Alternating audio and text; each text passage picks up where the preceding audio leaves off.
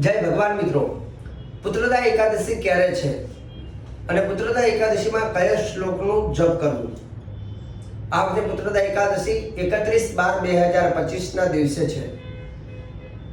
કેમ કે દસમી યુક્ત એકાદશી કરતા એકાદશી ઉપર દ્વાદશી યુક્ત જે એકાદશી આવે છે, જ્યાં દ્વાદશી સ્પર્શ થતી હોય, તો એનું વિશેષ મહત્વ ભાગવતમાં રહેલું છે. આ એકાદશીમાં સુકેતુ નામના રાજાએ ના ત્યાં કોઈ સંતાન ન હતું અને એને આ એકાદશીનું વ્રત કર્યું હતું, જેથી એને સંતાનની પ્રાપ્તિ થઈ હતી. પુત્રદા એકાદશીના દિવસે ભગવાન નારાયણ વિષ્ણુ ભગવાનની પૂજા કરવી, બાલમુકુંદની પૂજા કરવાની, માખણનો પ્રસાદ અર્પણ કરવાનો, વિષ્ણુ સહસ્ત્રનો પાઠ કરવો અને જે લોકોને ઘરે સંતાન નથી એ લોકોએ આ શ્લોક ચોક્કસ બોલવો, જેથી એમને ઘરે સંતતિની પ્રાપ્તિ થાય છે. પુત્રદા એકાદશી 12 મહિનામાં એક વખત, જે પોષ મહિનામાં પોષ સુદ 11ના દિવસે આવતી એકાદશીને પુત્રદા એકાદશી કહેવામાં આવે છે.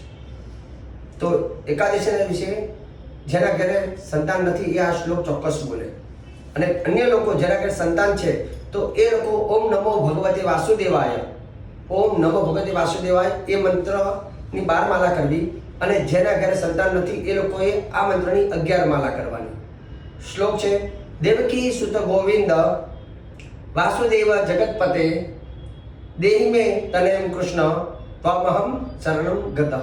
દર્શક મિત્રો, વિડીયો સારો લાગે તો મારા પેજને ફોલો કરજો, લાઈક કરો, શેર કરો. જય ભગવાન.